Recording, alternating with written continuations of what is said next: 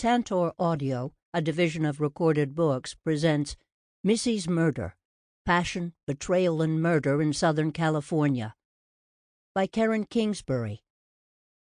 Narrated by Laural Merlington. Author's explanatory note. The events described in this book are taken directly from court transcripts and other public records, and numerous interviews with many people involved. However, in many instances, in order to better communicate the story and the atmosphere surrounding the events, incidents and dialogue were dramatically recreated, based on court testimony and other public records, and interviews with various participants or other knowledgeable individuals.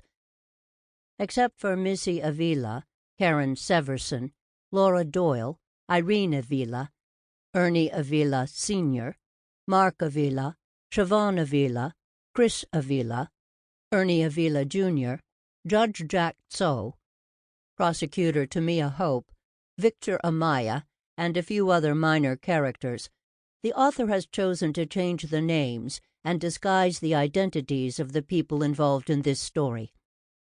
This has been done to preserve privacy. Any similarity between the fictitious names used and those of living persons is, of course, entirely coincidental. I look at the picture of Missy and I can't help but think about how she must have struggled. Irene Avila, Missy's mom. Chapter 1. The Santa Ana wind started blowing in the San Fernando Valley on October 1st, 1985. Usually the winds came much later in the month, and sometimes not until November. Most people liked the Santa Anas because they were soothing after the stagnant summer. Gentle and warm, they blew the smog, leaving behind a rare blue in the Southern California skies. On a particular Tuesday afternoon, Missy Avila sauntered from the gates of Mission High School and started looking for Bobby's car. Missy loved this kind of weather. It was invigorating and infused her entire day with joy. Even the school day had been a good one. Missy thought back over it as she stood outside the campus waiting for her ride. She had finished her math homework earlier than usual, and her English teacher had read one of Missy's poems aloud as a fine example of descriptive writing. With the warm air swirling around her, Missy, at 17, felt that the world promised endless possibilities. Her future plans to finish school and work as a physical therapist seemed as sharply focused as the San Gabriel Mountains in the distance. The gentle peaks, covered with bare shrub trees and wild brown grass brittle from the dry summer, formed a ridge that was usually hidden under a veil of smog. That afternoon the sky was so clear, Missy thought she could see each pine tree at the summit. She wanted to hike there, find the perfect rock, and sit for hours writing poetry about her youth and the love of her life. But the gorgeous sky and gentle wind were not the only causes of Missy's buoyant mood. Bobby Miller, the tall boy with the sandy brown hair and heart-melting grin, had been dating Missy for 3 months, and there were times when Missy wondered what it would be like to marry him. She believed in the possibility of love. Missy smiled as she saw Bobby drive around the corner in his beat-up Mustang and screech to a stop at the curb where she was waiting. "Wait a minute," he yelled, jumping out of the car and running around to open the passenger door. "You must allow me, my princess." Missy tossed her head, her long shiny dark hair spilling down past her waist, and laughed as only a teenager in love can laugh. A few of Missy's friends walked by and grinned when they saw Bobby bowing graciously to her. She climbed in the car, he shut her door, and then ran back to the driver's seat. "Let's say we spend the rest of the day together." He turned to Missy, pulling her close. "We could make a picnic lunch and take it to the park. Find a quiet place, just you and me. What do you say, Missy? Can I talk you into it?"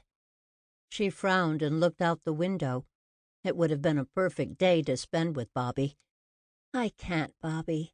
I promised Laura I'd see her this afternoon." "Yeah, but you can get out of that. You can be with her any time. How often do we have to spend an afternoon like this together? Come on, Missy." For a few seconds, she considered changing her plans, but Laura had recently broken up with her boyfriend, Vic, and she needed Missy's sympathetic counsel. "I just can't do it. Laura's counting on me." Missy leaned closer to Bobby, and the look in her green eyes made his heart melt. He understood. After all, he valued Missy's loyalty. He couldn't remember her ever standing up a date. If Missy had made a promise to Laura, then she'd stick to it. They pulled up in front of Missy's house, and Bobby leaned over to kiss her. "Okay, you win. If I can't be with you, then at least have a good time without me." Missy smiled and kissed him quickly. "When Laura gets here, we'll probably go out and do something, but I'll be home this evening." She climbed out of the car and waved. "I'll call you." Bobby nodded, flashing his handsome grin before he drove off. It was 1 o'clock when Missy walked in the front door of the house she'd lived in all her life. "Hi, Mom." Irene Avila looked up from the square kitchen table where she had been arranging flowers for the past 2 hours. She rubbed her eyes and smiled at her only daughter. Irene and Ernie Avila had been separated for some time, but the divorce had become final earlier that year.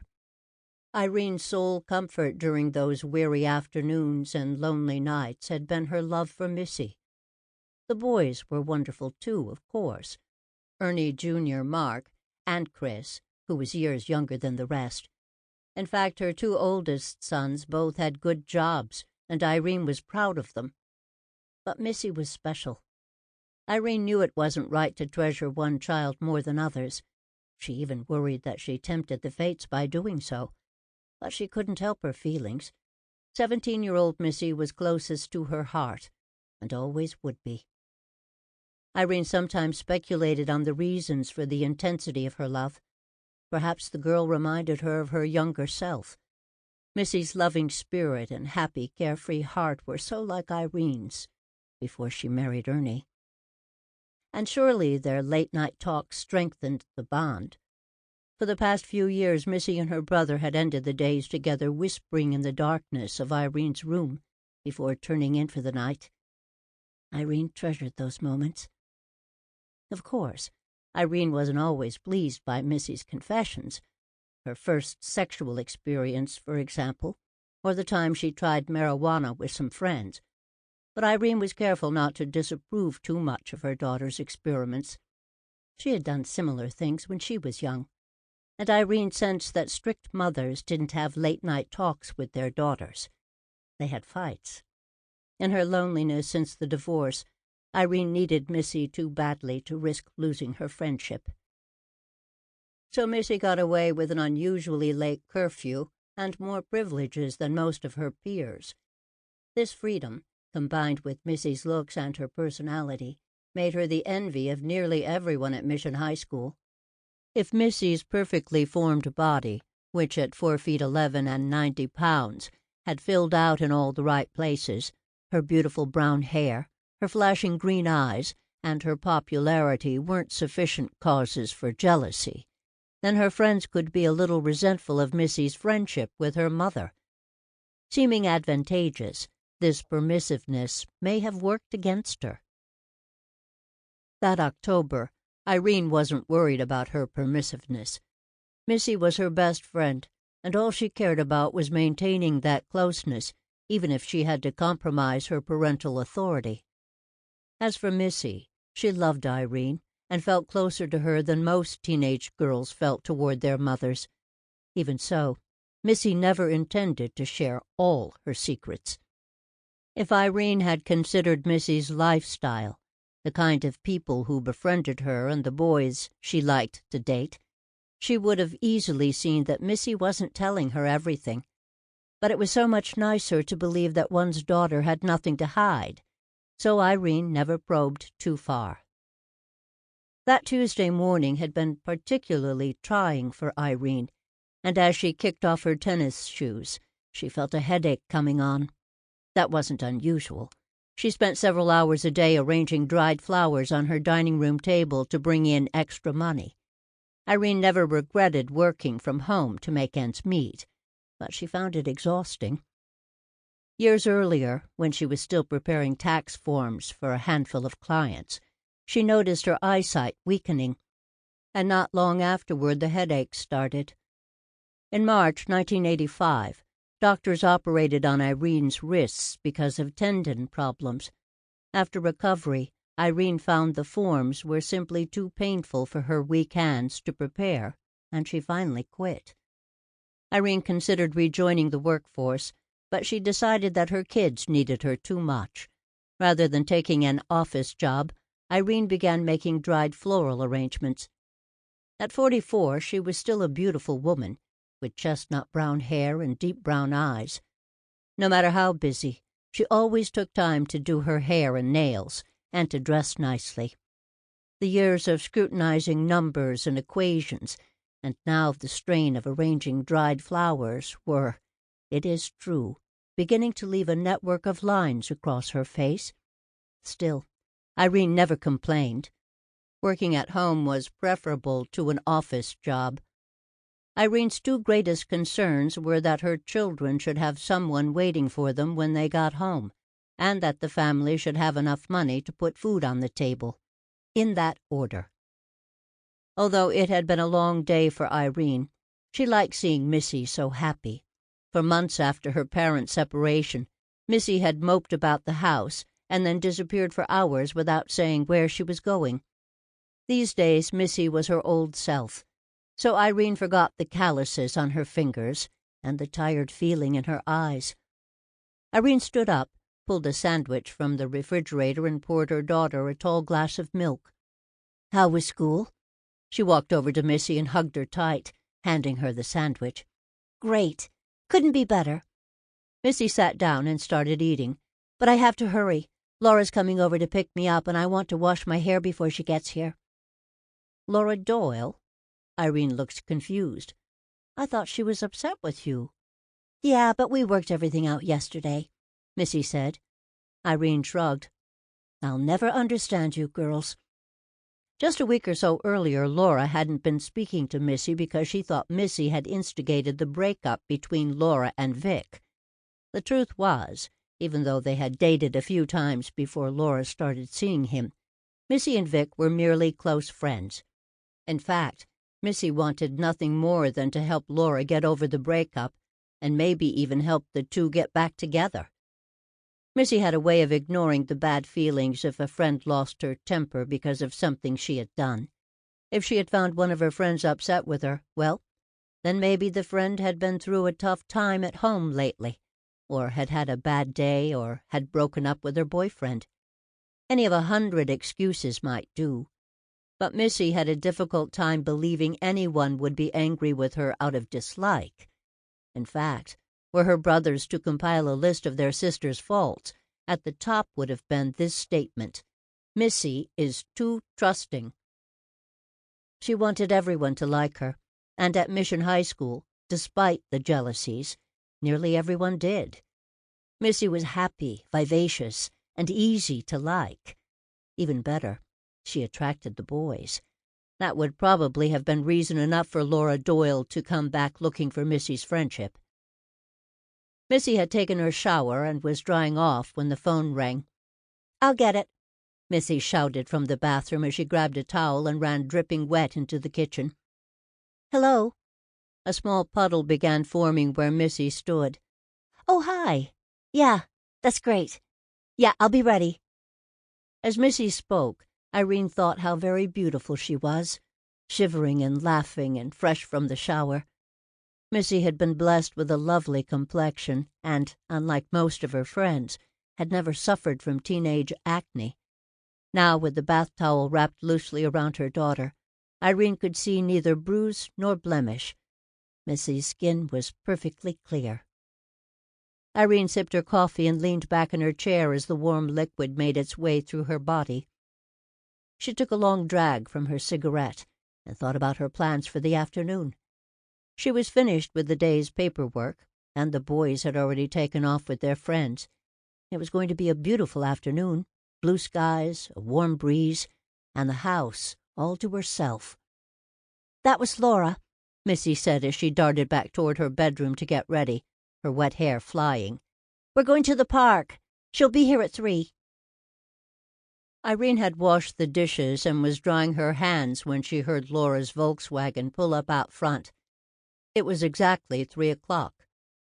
Irene knew Missy cared about Laura's friendship, and she was glad the girls were spending an afternoon together. Irene didn't know that the girls were driving to Stonehurst Park to do a few lines of cocaine. Like her friends, Missy was never very serious about doing drugs, but an occasional experiment was generally accepted by the group. In the summer of 1985, the drug of choice was cocaine. They didn't use it often or in large quantities because it was expensive. But that afternoon before Laura arrived, Missy had called her friend Christy Crawford and told her about their plans for the afternoon. "We got some coke and we're going to do a few lines," she had said. Cocaine was something different and new, and teenagers had no idea back then of the ravages the drug would bring in years to come because of those early experiments. Laura had been far more interested than Missy, but that afternoon the cocaine lines would be free, and Missy was as willing to be included as any of her friends. Laura ran lightly up the front walkway to the Avila house. She was skinny and angular, not petite like Missy, and her white complexion never fared well against her long red hair. She was a child of a troubled home, and Missy sometimes felt sorry for her. Ever since the girls had been in high school, Missy had taken Laura under her wing, and the red-headed girl had begun calling Irene Mom whenever she was at Missy's house.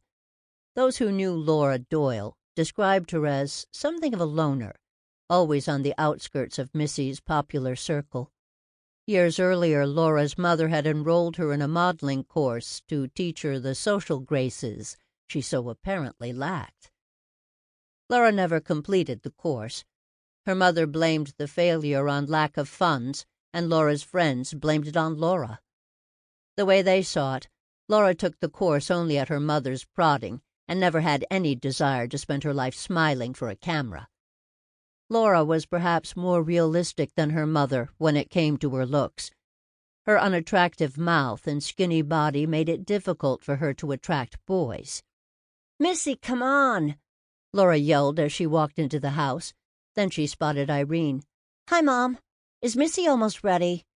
Irene smiled. "She'll be right out."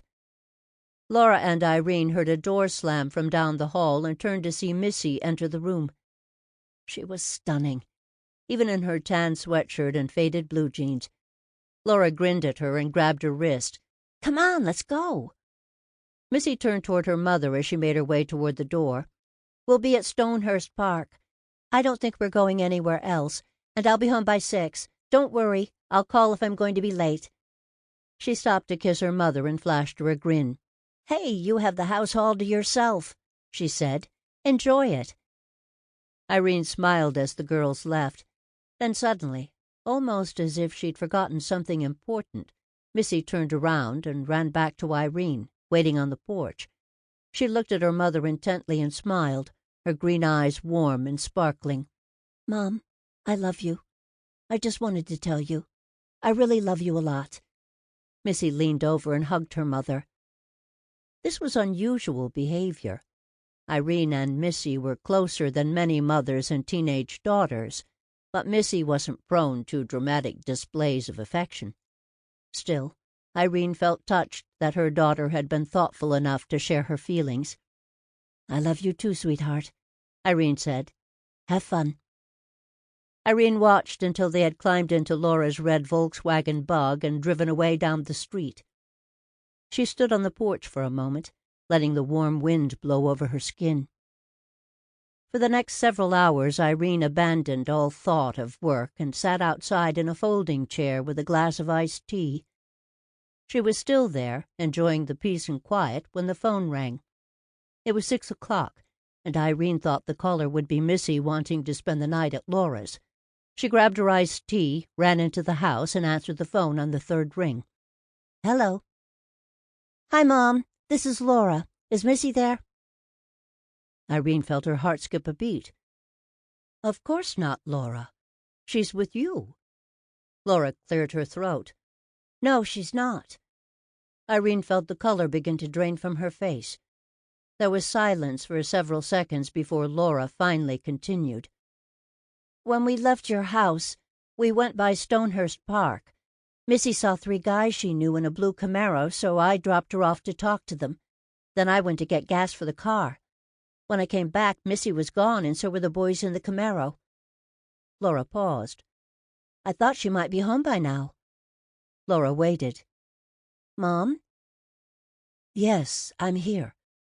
Irene forced herself to think. Did she say anything else, Laura? Do you have any idea where she went? No. She knew I was going to be right back, but I figured she must have decided to go with them. Well, who were the boys?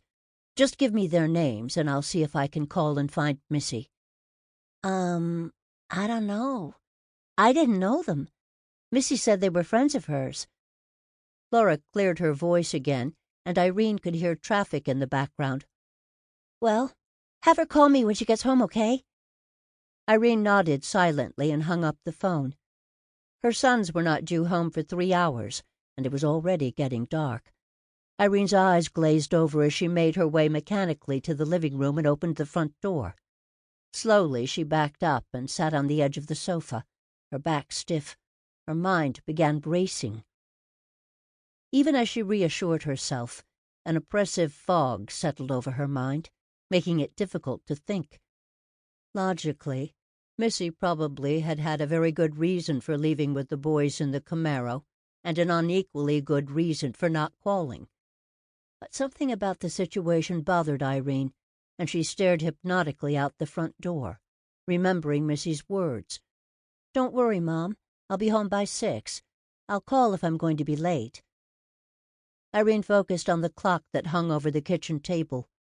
Soon it was 7, and still there was no word from Missy. The minutes ticked away, one at a time. 8 o'clock, 9, 10. The boys weren't home either, and Irene knew she should go to bed. There wasn't anything she could do by waiting and worrying.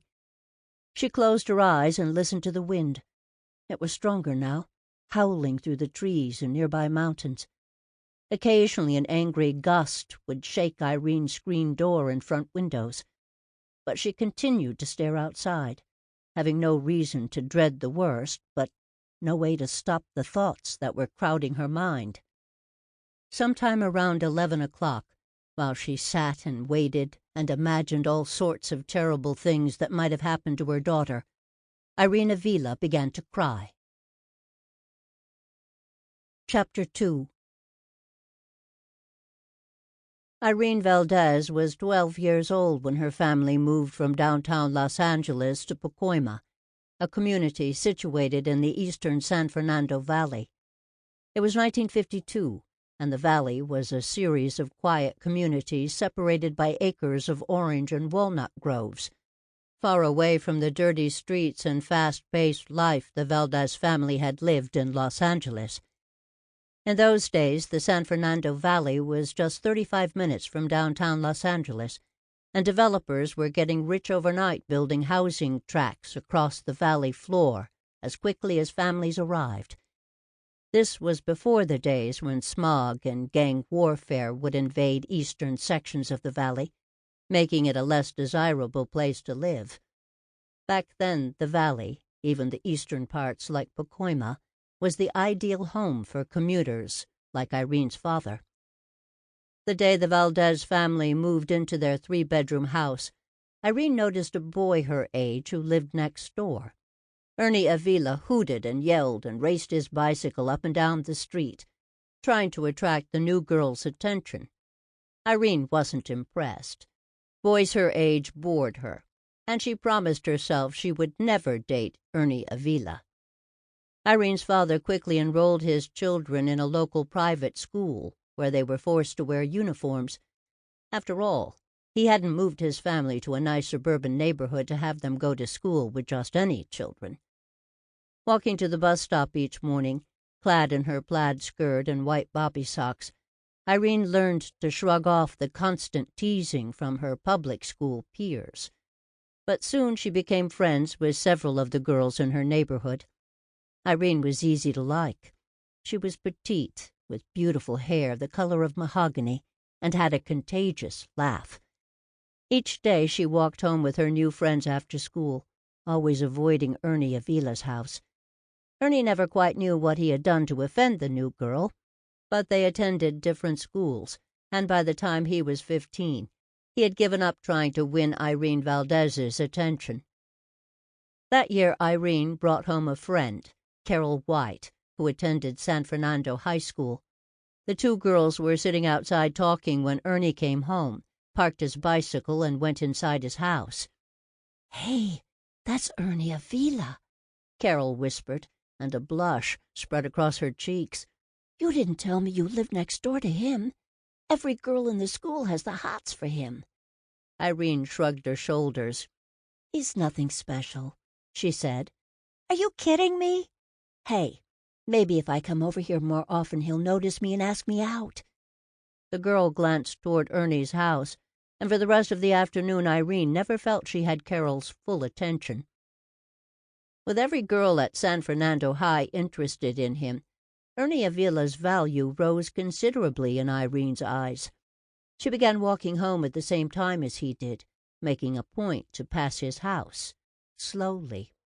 2 months later, they were an item. Although smaller than the other girls in her class, Irene grew to be very beautiful, and the romance flourished.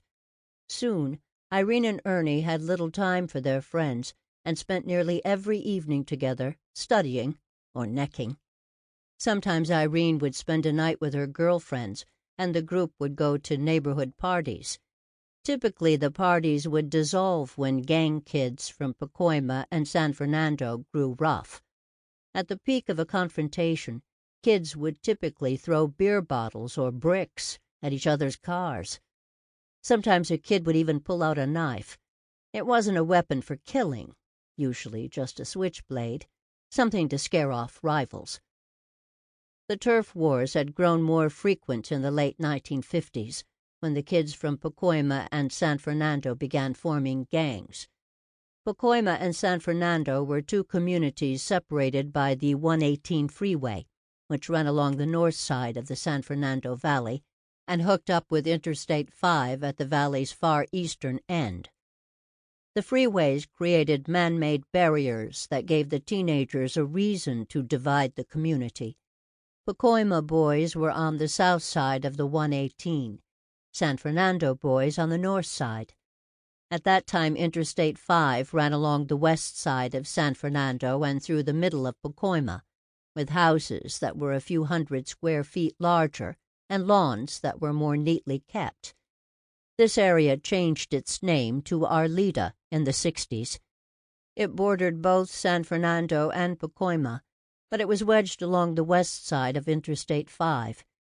In those days, Interstate 5 was enough to keep most of the tough kids out of Arleta. No one cruised there on weekends. It had no hangouts where kids could compare cars and smoke cigarettes. Arleta was a perfectly planned community of middle-class houses lined up in perfectly planned rows. From the sky, it had the geometric look of a well-planted farm, but instead of crops, there were houses. In Arleta, one could feel safe and separated, at least until the late 1970s, when gangs began using handguns and the kids realized a simple cement freeway couldn't stop them from invading an area. The community leaders hadn't foreseen that the Arleta kids would be bored by their planned neighborhoods. The high school was in San Fernando, and they liked the faster life east of Interstate 5. Before she met Ernie Avila, Irene had enjoyed the fast life, too. At one point during her freshman year, she even ran with some girls who considered themselves part of a gang. Eventually, she found their values immature, and she decided to stop seeing them. At that point, she was spending all her spare time with Ernie. When Irene and Ernie were 19, she walked up the aisle of the local Catholic church and promised to love, honor, and obey Ernie Avila until death. They had been married nearly 2 years when Irene began getting headaches and constant waves of nausea. A doctor confirmed. Sample complete. Ready to continue?